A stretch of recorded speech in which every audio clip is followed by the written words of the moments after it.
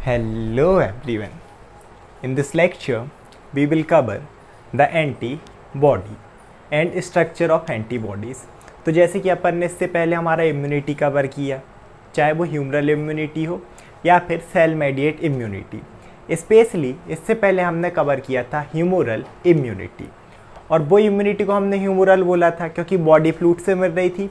और उसमें भी अगर सबसे इम्पोर्टेंट देखें तो हमारे बॉडी फ्लूइड क्या थे? ब्लड एंड लिम्फ, यही थे। और इस ब्लड में और लिम्फ नोड्स में मेनली हमारी बी लिम्फोसाइट क्या प्रोड्यूस कर रही थी? एंटीबॉडीज़। और एंटीबॉडीज़ ही अगर हम एक्चुअल में देखें तो जो हमारी ह्यूमरल इम्यूनिटी है एक किससे प्रोड्यूस हो रही थी, किससे डेवलप हो रही थी? एंटीबॉडीज़ से। और एंटीबॉडीज़ को किसने प्रोड्यूस किया था? हमारी बी लिम्फोसाइट्स ने। तो इंट्रोडक्शन से स्टार्ट करते हैं। ये भी हमारे क्या होंगे? Define as the protein. और किससे मिलकर बने हैं? किसने इन्हें फॉर्म किया है? बी लिम्फोसाइट ने। ये चीज़ अपन पहले भी देख चुके हैं। आगे देखें तो ये कब बनेंगे? In response to the presence of antigen. जैसे मैंने पहले ही बताया था कि आपका एंटीजन हो या फिर एंटीबॉडी, दोनों ही प्रोटीन है। एंटीजन क्या होता है? ऐसा सब्सटेंस जो इसे एक्टिवेट करवाएगा, हमारे बी लिम्फोसाइट को, टी लिम्फोसाइट्स को। और एंटीजन किस में प्रेजेंट होते हैं? हमारे माइक्रोब्स में, है ना। जितने ही माइक्रो ऑर्गेनिज्म, मान लो कोई बैक्टीरिया है तो उसके सरफेस में इस तरीके से आएंगे एंटीजन। और जैसे ही एंटीजन हमारी बॉडी में आएंगे, इनके रिस्पॉन्स में अब हमारी बॉडी बनाती है एंटीबॉडीज़। यहाँ तक क्लियर हुआ इस लाइन का? आगे देखें तो antibody is gamma globulin in nature. हमारे जितने भी एंटीबॉडीज़ हैं ये रहते हैं गामा ग्लोब्यूलिन इन नेचर। ये अपन ने पहले भी देखा था, तो हमने इसे एक और नाम दे दिया, दैट इज़ इम्यूनोग्लोब्यूलिन। देखो ग्लोब्यूलिन क्यों?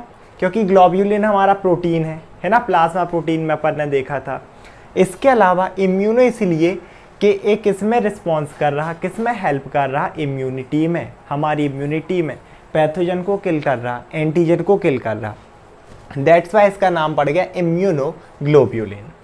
अगर हम स्ट्रक्चर की बात करें तो डायग्राम बड़ा खतरनाक लग रहा होगा, आधे से लोग यहीं से वीडियो बंद करके भाग जाएंगे। ऐसा मत करना, क्योंकि देखने में जितना खतरनाक लग रहा पढ़ने में उतना ही ईजी है। क्योंकि इसे पढ़ने से पहले मैं भी ऐसे ही भाग रहा था कि अरे बहुत डेंजर है, हलवा है। देखते हैं अपन आगे। तो स्ट्रक्चर देखते हैं। इसमें क्या है? Antibodies are formed by 2 pair of chain. देखो समझो, जो हर एक एंटीबॉडी है ना, वैसे 5 टाइप के होते हैं मेनली। आपने आईजी करके गेम्ड पढ़ा होगा, IgG, IgA, IgM, IgE, IgD. इसे अपन आगे जो लेक्चर रहेंगे ना उनमें डिटेल में देखेंगे, इनके फंक्शन और भी चीज़ें। आज सिर्फ स्ट्रक्चर देखना है।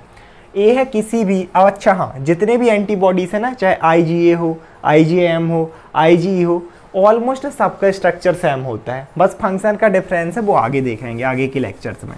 तो क्या होता है कि हर एक एंटीबॉडी है ना, हर एक, अच्छा लोकल डायग्राम तो आपने देखा ही होगा कि एंटीबॉडीज़ किस टाइप से बना देते हैं। एक्चुअल रीज़न यही है कि एक्चुअल स्ट्रक्चर ऐसा होता है इनका। तो इसमें क्या है, अगर हम देखें हर एक एंटीबॉडीज़ में चेन के पेयर हैं। कैसे? एक ये जो आप लोगों को ब्लैक में दिख रही होगी ना, ये पूरी यहाँ से लेके यहाँ तक ये एक चेन है। और क्योंकि अब देखो एक और ये चेन है, इसमें से अगर आप देखें हैवी कौन सी होगी? ये वाली। या फिर आप बोल लॉन्ग कौन सी? तो ये वाली।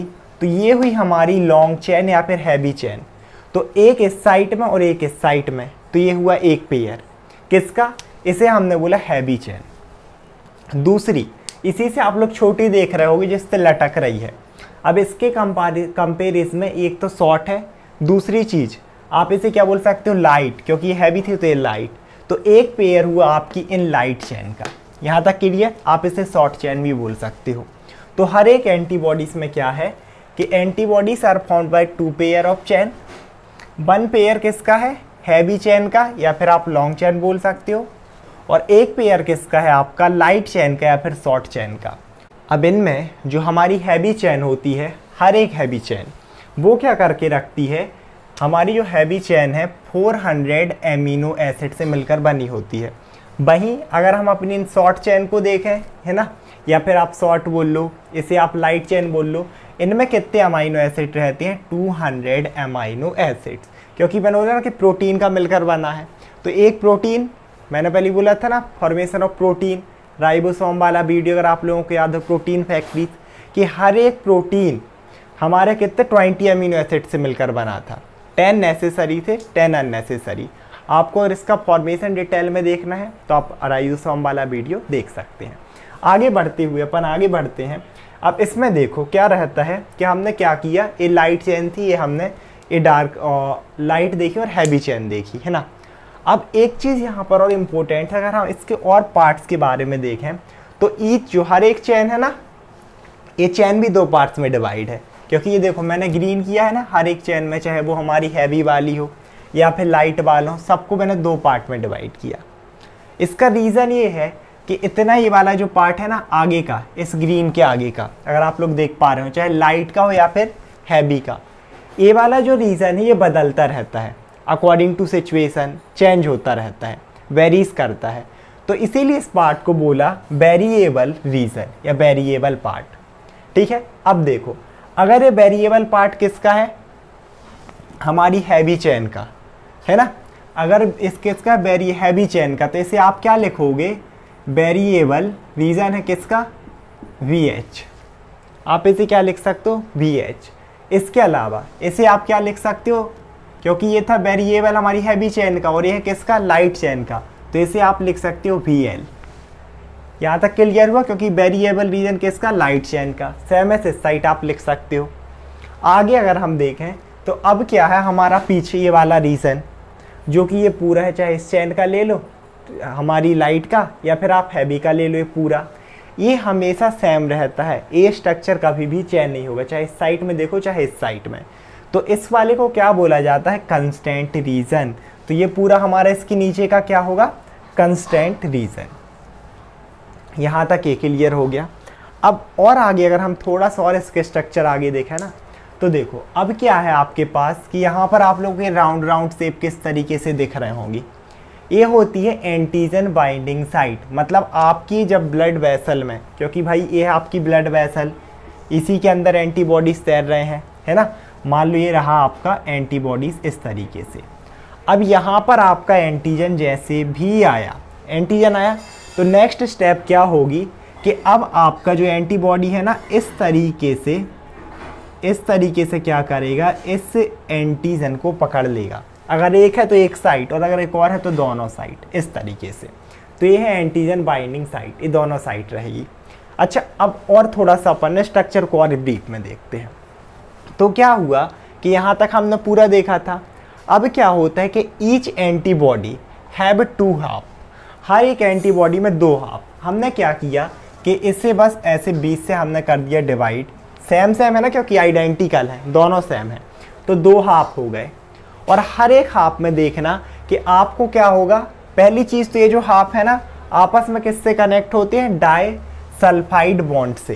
किससे, डाई सल्फाइड क्यों बोल रहे हैं, क्योंकि देखो 2 सल्फर के मोलिक्यूल्स, 1 2 जहाँ पे भी देखोगे 1 2, तो ये दोनों हाफ किससे कंटेंट रहते हैं, हमारे डाई सल्फाइड बॉन्ड से।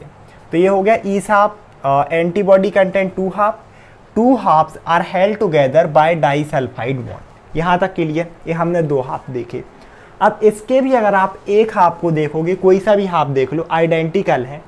हर एक हाफ में एक आपकी हैवी चेन और एक है आपकी लाइट चेन, और ये 2 चेन भी जो है ना आपस में किस किस थ्रू कनेक्टेड हैं, डाई सल्फाइड बॉन्ड से। So each half also contain 1 heavy chain and 1 light chain and they also joined by disulphide bond, क्योंकि ये ना पूरे मूवमेंट में हेल्प करते हैं।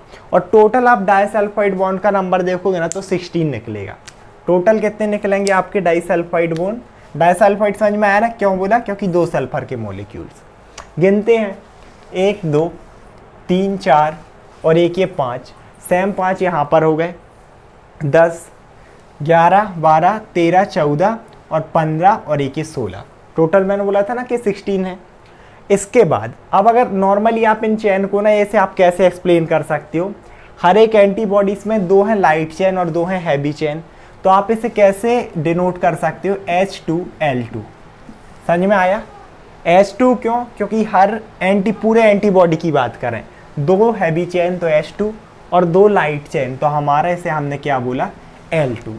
तो ये था पूरा हमारा स्ट्रक्चर ऑफ एंटीबॉडीज़। बहुत ही ईजी है, एक बार आप लोग इसे ध्यान से देखिएगा, अगर ना समझ में आए तो फिर से ध्यान से देखिए, बहुत आराम से ये चीज़ें समझ में आ जाएंगी। इसके अलावा जितने भी इसके टाइप हैं और फंक्शन हैं वो हम आगे वाले लेक्चर्स में कवर करेंगे।